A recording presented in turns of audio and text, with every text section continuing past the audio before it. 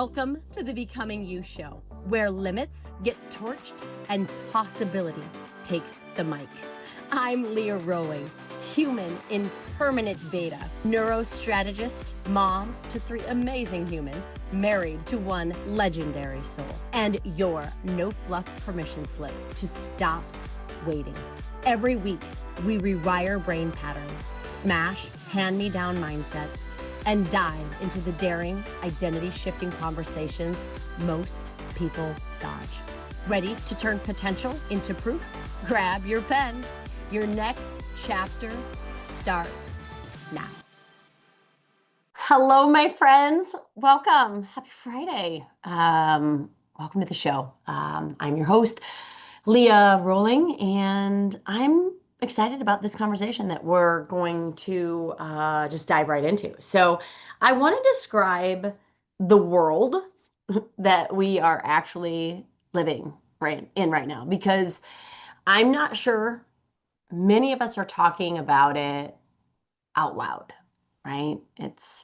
There's posts about it, there's like one-on-one conversations about it, but I want to bring this conversation into the world because I think it's deserved, right? So we woke up one day, and the rules changed, right? For so many of us, that is, right? The very thing that you spent years getting good at, the skill that set you apart, the thing that made you valuable, somebody can now do a passable, we'll just call it, version of it in about 10 seconds, maybe more, with a tool that they learned this morning, right? The expertise that you traded a decade of your life, of your schooling to build is being handled, right?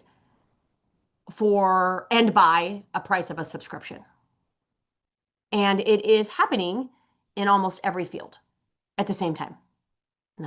Writing, design, marketing, research, strategy, finance, like you name it. The work that used to take a specialist is turning into something that anyone with a tool can do, like anyone with chat or Claude or any sort of agentic augmented version of any of these AI subscriptions.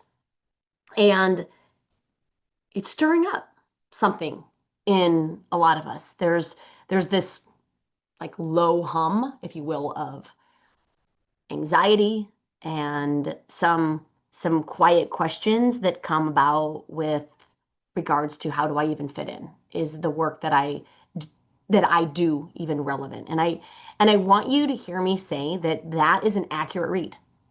That is an accurate read of a real shift. But here is why I wanted to make this episode, because I want you to stay with me on this. This is the part that nobody is saying, okay? And my hope is that this is a very clarifying and hopeful moment for you in this conversation. Because what I have found is when an old advantage disappears, it doesn't have to leave a hole. It doesn't have to leave a mark. It doesn't have to leave a scar. If you allow it, it can point you, it can redirect you, right? With a lot of clarity toward a new one, right? And I don't think a lot of us are looking in the right place. So today I'm gonna direct us to where I have been invited to look, and I'm inviting you to look there with me. So, for most of human history, let's take this to the basics, right? For most of human history, your advantage was simple, okay? You knew how to do something other people could not, okay? Skill was scarce, knowledge was rare, expertise was a gift, okay? So you went, you learned the thing, you practiced the thing, you got good at the thing, and being good at the thing set you apart from everyone who had not done the work, gathered the expertise, acquired the competence. And that level of genius was sought after. Competence then was the currency. And that world is closing. And it's not closing slow. It's really fast, right? Alarmingly fast. And so what do you do? What do you do? When the tools are equal and everybody holds them, skills stop being the very thing that separates you. Okay? I'm not saying, I want to make clear of this because it's misinterpreted. I'm not saying that the skill stopped mattering. I'm saying that the skill stopped being scarce. And the scarcity of it was the only real reason it was an advantage, right? The second everyone can reach for the same capability, the capability then stops being your edge and then becomes this floor. So it moves from the thing that sets you apart to just the price to play, the price of admission. So there really is only one question then that matters in this new world. And I want it ringing in your ears. I want you taking it for walks. I want you wandering around about it. Right? If the skill, if the expertise, the competence and knowing how to do the thing, right, is now the floor, what's the advantage? If everyone can do the thing, what makes you the one they cannot replace? And I want you to hold that for a minute because we're going to get to the answer. And I don't think the answer is where you would expect. So this is what the research actually says, because I never want you just taking my word for it, okay? I want you to see that the people studying this the most closely, right, are circling the same conclusion, right? Even when most of them stop just short of the real point. We're going to get to the real point today, okay? So across the board, the people studying AI and work, like, are saying a version of the same thing, right? As the technology gets commoditized, okay, human skills are what is the differentiator. You've heard this from me. This is not the first time you're hearing this, okay? And I think one major analysis put it almost exactly that way, telling leaders not to underestimate the power of human skills to set them apart in a world where the technology itself is available to everyone. Okay. And when they get specific about which human skills actually hold up, the list is remarkably consistent across the board, across the research, across industry. Okay. The durable skills, the protected skills, the capabilities that AI can assist around the edges but cannot replace. Okay. And they're deeply human ones. Okay, I'm guessing you can guess what they are, right? Empathy, real listening, self-awareness, motivation, discipline, curiosity, resilience, the ability to adapt and bend without breaking.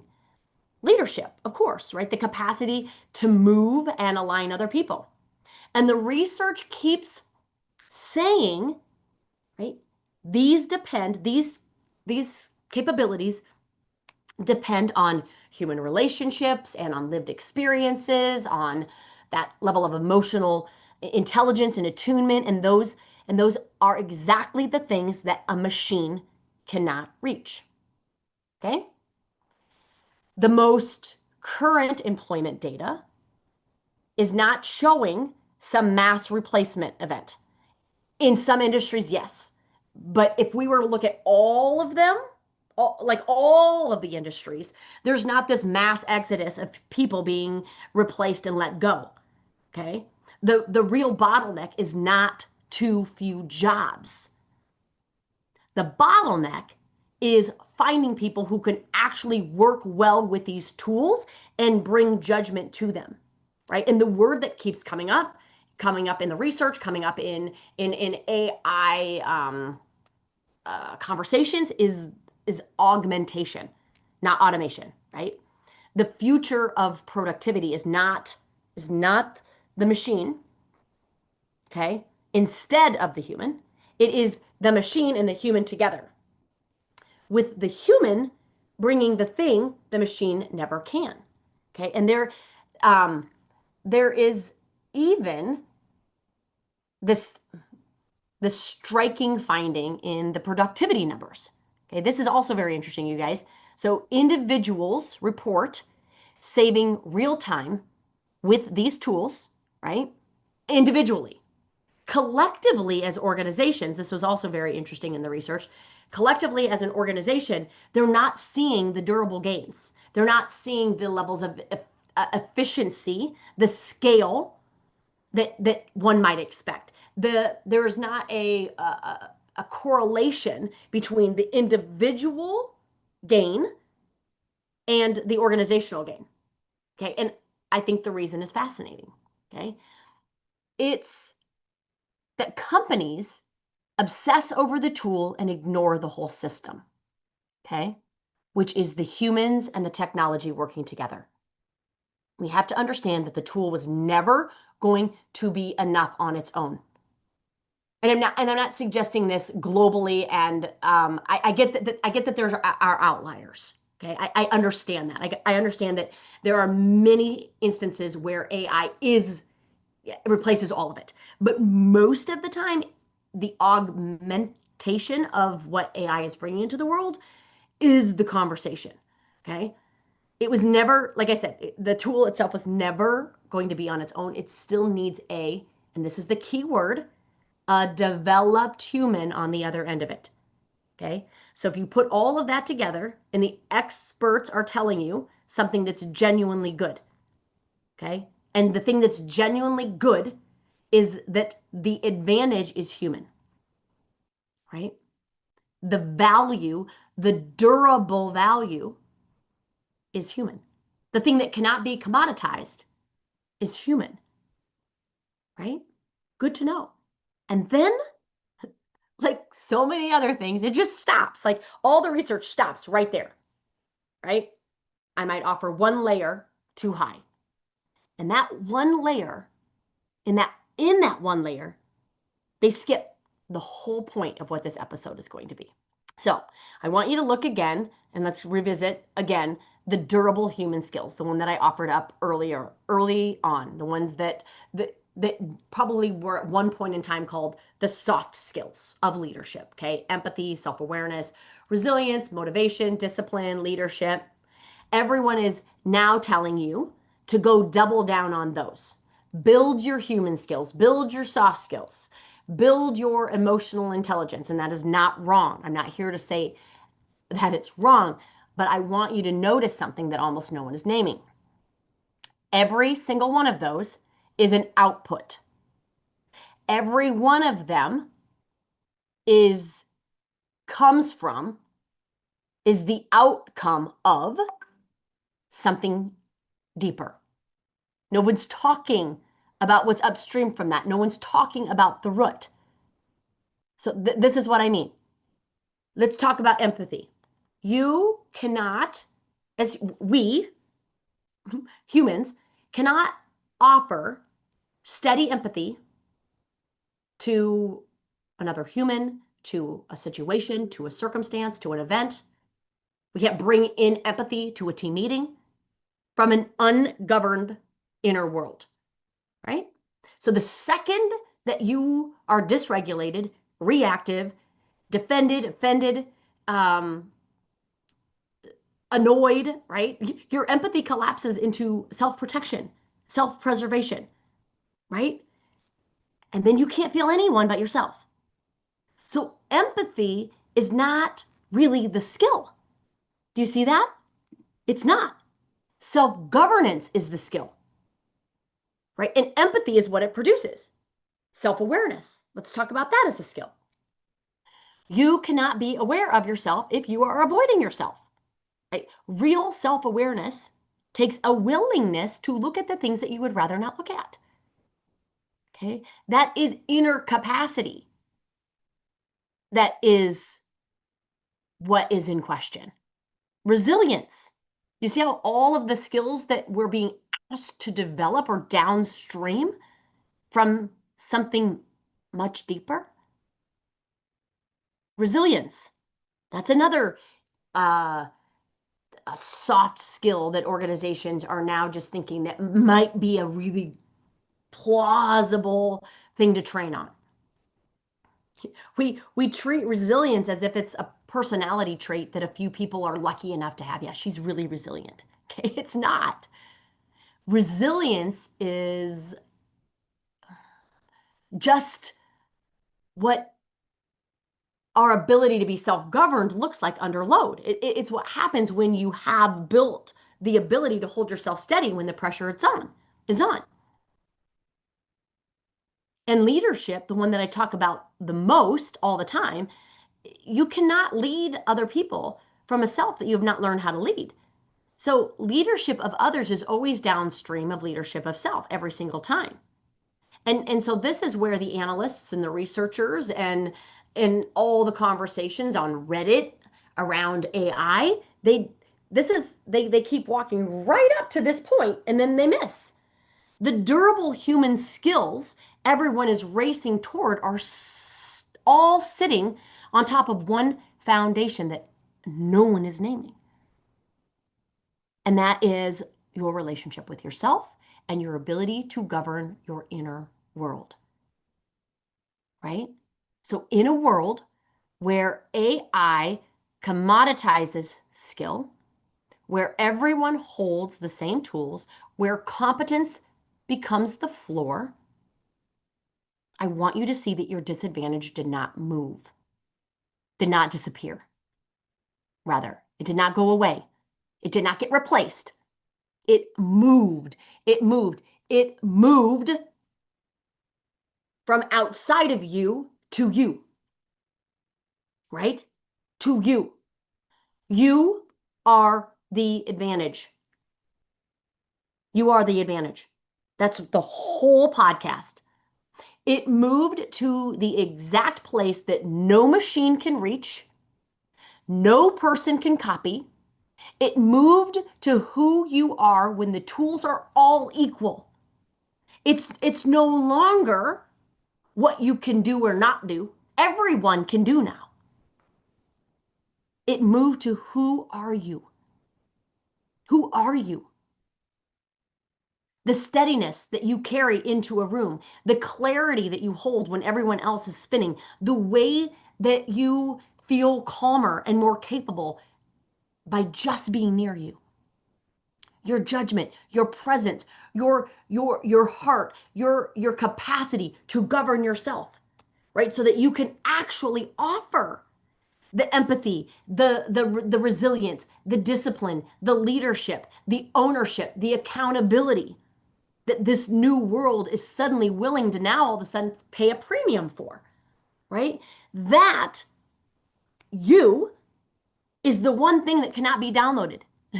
It cannot be prompted. It cannot be automated or copied or outsourced or subscribed to or handed out with a login.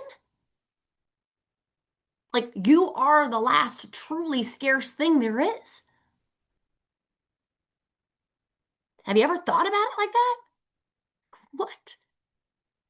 You are the last truly scarce thing there is. And if you're still with me on this is where I'm going to push back a bit. Okay? Because if that is true and I'm suggesting that it is, okay? Why aren't we building it? Why aren't we building it? Meaning where are your resources going? Are your resources going still out or are they going in? Are you investing in resourcing yourself? Are you thinking about deliberately and intentionally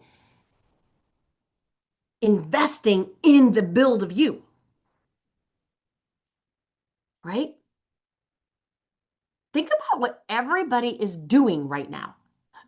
They are Most are in a frantic race to learn the new tools, right? Which tool, which prompt, which platform, which workflow, like which version of Claude, which version of chat. Should I upgrade? Should I not upgrade? Should I do the pro version? Like what are the inputs? Like what do I need to mimic in order to get the output that I want? Right? The race matters. I'm not saying it's not. So hear me, okay? Run it for sure, but understand what it is. It is a race on the commoditized layer. It is the race that everyone is racing to. Everyone is learning the same tools, right? By definition, that cannot be where your advantage lives because everyone is going to get there. Yes, people could argue that whoever gets there the fastest wins. It depends on the race. It depends on the race that you're running. If we're running 200 sprints, yes, if you get there first, you win. But the bigger race is life itself. The bigger race is the marathon, is the ultrathon. So I'm asking you, because I know you're capable of it, to hold space for both. Race there, get there, understand the tools, work with the tools. Find your tool that you align with, that you can input and output and dance with. Meanwhile, working on the build of you, right? Building your inner game. You can play both games. You can play the race to understand AI and its glory and its intelligence, but don't forget you in the process, right? The ability, the self-governance of self-leadership, the clean thinking, the capacity, everything I talk about, the capacity to stay grounded and clear, right? For most of history in the workspace, that inner work got filed under wellness or self-improvement or some optional extra that you would get to someday. That changed. That just changed. The inner game stopped being kind of the footnote, the side note, the the the extra. It became the strategy and your one advantage, right? Your one advantage. And so while everyone else races to go wider, I'm asking you to go deeper. While everyone learns the tool that everyone else is learning, you build the one thing nobody can replicate. That is not a soft play, friends. In this new world, it is the sharpest, it is the smartest, and it is the most spectacular move on the whole board, right? The research is clear on this, right? These inner capacities are not fixed. They're not something that you either have or that you don't have. They are a renewable asset, which means that they shrink when you do not use them and they grow with deliberate practice, which means this advantage is available to anyone willing to build it. Willing. It is not a gift. It is not for the rich and famous. It's not for the few. Okay? It is a practice. And you can start today. Okay? So, a couple of things as I close. I'm not standing against the machine. Okay? Use the tools, use them aggressively, use them brilliantly. I build with augmented intelligence in my own work, and I believe in it completely. I am building right now an agentic augmented app in dentistry for data translation and in-house coaching. I'm building it, right? This is not a call to run from technology and go be a human in a cabin off grid. The whole point of augmented intelligence is right there in the word, augmented. The machine carries the task. You bring the thing the machine cannot. Okay, the mistake is trying to beat AI on AI's turf, trying to outcall it, outproduce it, out execute it on raw skill. You'll lose. You'll lose that race. And worse, it is a commoditized race that was never worth winning. So let all the tools carry the execution. Let them free up your capacity and then take that freed capacity and pour it into the layer the tools cannot touch, right? The judgment, the presence, the self-governance, all the things that we've actually talked about. Because augmentation only works if, as I mentioned earlier, and I'm repeating it, there is a developed human on the other end of the tool. The machine plus an ungoverned, eroded, checked out, stressed out, burned out, exhausted human is not augmentation. It's just a person that quietly hands over their own capacity, which then brings me to the real risk that I want to bring real quickly forward, okay? The risk is not, my friends, that the machine replaces you. The risk is that you quietly give away your own inner capacity. Okay. The risk is that you allow yourself to be replaced. Okay. The more you offload to the tools without building the inner muscle, the more that muscle weakens and the weaker it gets. And the weaker it gets, the more replaceable you become, not less. The people who will lose in this new world are not the ones who refuse to use AI. They are the ones who used it to go to bed, who used it to go to sleep, who used it to let the tool do the thinking and the deciding and the feeling and the innovative and the compassion and the curiosity and never built the self underneath it. And the people who win are the opposite. They use the tools to free their capacity and then they invest that time. They invest that freedom into becoming more themselves, not less. More present, more steady, more clear, more impossible to replace. Right? So this is not the era that makes you obsolete. This is the era that finally invites you into more of who you are, you, right? And the inner work, the most valuable work is there, right? For your entire life, the world rewarded the outer game. What you could do, what you could produce, what you knew, what you could perform.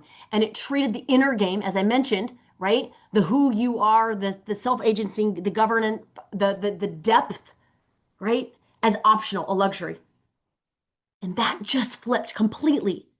In a world where everyone can do, the thing you are underneath what you can do is now the most valuable thing about you, right?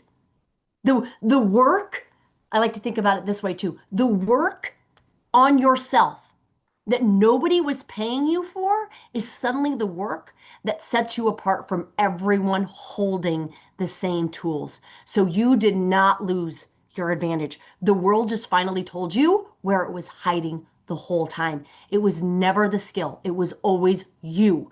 You are the advantage, and you are the one place you have always had full access to. You always were, right? So this, beautiful friends, is not a scary time. This is a sacred time. This is a sacred time. This is our opportunity to be more human. And I believe full-heartedly that this has always been the goal, right? So here's what I want to put in front of you today, because it's exactly where my people and I are living this whole month within Inner Lab. If you're not in there with us, I am asking you to check it out. I'm asking you to participate, to join, to to be in the lab with us. This is the place where this podcast, right? This stops that this then begin this stops being a podcast that you just nod along to. Oh yeah, that's some good points. Maybe I should write them down. Maybe I'll share it. Maybe I won't. And becomes the actual work that you do with real people doing it beside you. Okay? Real people doing it beside you. Because when everyone has the same tools, you become the advantage. Building you, having a strategy to build you, having a place where you can invest back into you, that is why the lab exists, right? It's about building the one advantage, like I mentioned, that no one can copy, no one can download, no one can subscribe to, right? They can't take you from you. They can't take you from you. So, to close, The real advantage. So to close, join us. Join us in the Inner Lab. If you've been thinking, maybe I should, maybe this is the month, maybe, yes, this is the month. Join us in there, okay? The real advantage in this new world is not a skill. It is not a skill that you can list on a resume. It is the depth, it is the steadiness, it is the clarity, it is the self-governing agency of your brilliant leadership, okay? It is a self that no person can copy, that no machine can run, okay? And while everyone is racing to get wider, your move, your chess move, the strategy for you that I'm just giving to you right now is to go deeper, to build the one thing in this entire economy that cannot be commoditized. You. Okay? You. So go inward while the world goes wider. You are the one advantage. And if there is somebody that needs to hear that they are the advantage in their life, that they are the asset, that they are the biggest gift they can bring not only to life itself, their own life itself, but to the ecosystem around them, to their mission, to their passion, to their legacy, you are it. So share it with those that maybe need reminding that they are this advantage. And come back to this if you ever need reminding of it for yourself. So until next time, my friends, have a beautiful one, and we will talk then. Take care. Bye-bye. If this episode cracked something open, good. Let it. And then head to leahrolingcoaching.com and grab the tools to rewire the story and reclaim your future. It is yours. And then share this with someone who's still waiting to be chosen, still waiting for permission, and remind them they don't need a breakthrough, that they are the breakthrough. Until next time, my beautiful friends, invest in you and keep becoming.